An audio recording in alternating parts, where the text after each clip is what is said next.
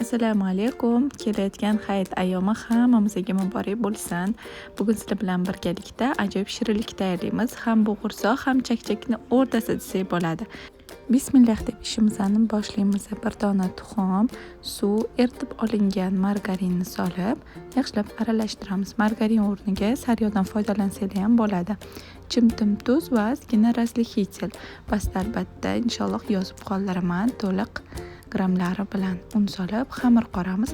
Xamirimiz juda yumshoq ham, juda qattiq ham bo'lib ketishi kerak emas. Xamirimizni qorib bo'lib, tindirgani olib qo'yamiz. O'rtacha qattimlikda xamir bo'ladi. Ustini yopib va bu orada xamirimiz tinguncha shakar bilan suv solib, ozgina limon sedrasi yoki limon solib gazga qo'yib qiyomini tayyorlab olamiz. Singan xamirimizni 6 ta yoki 8 ta bo'lakka bo'lib olamiz. Har bitta xamirimizni 2 santimetrcha qalinlikda yoyib olamiz. Unaqa yupqa ham qalin ham bo'lib ketishi kerak emas. Va xuddi videoda ko'rsatilgandagi oldi orqasini kesib olmasdan o'rta qismiga lentalar tushirib olamiz. Bir-biriga yopamiz va shuni o'rtasini topib 2 marta aylantirib qo'yamiz. Xohishga ko'ra bir marta aylantirsanglar ham bo'ladi va bu orada qizib turgan yog'imizga ketma-ketlikda qovurish uchun yuborib pishirib olamiz.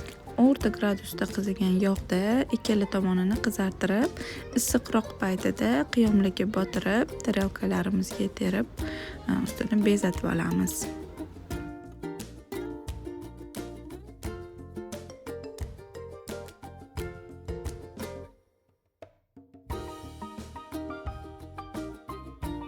Qovurish jarayonida shunaqa o'rtasi varroqlari ochilib chiroyli bo'lib chiqadi va yilganda ham juda ham mazali.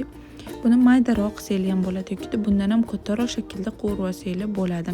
Hamma o'zini didiga, o'zini tabiga ko'ra. Tayyor bo'lgan shirinligimizni chiroyli qilib yasatib dasturxonga tortamiz.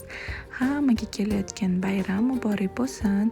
Juda ham go'zal, yaxshi kayfiyatlida o'tkazib olishlikni nasib qilsin. Tayyorlab ko'rsangiz, duolaringizda eslab qo'yishni unutmang. Va podpiska bo'ling. Oldinda inshaalloh yangi retseptlar, yangi taomlar, yangi shirinliklar bo'lishi kutilmoqda inshaalloh.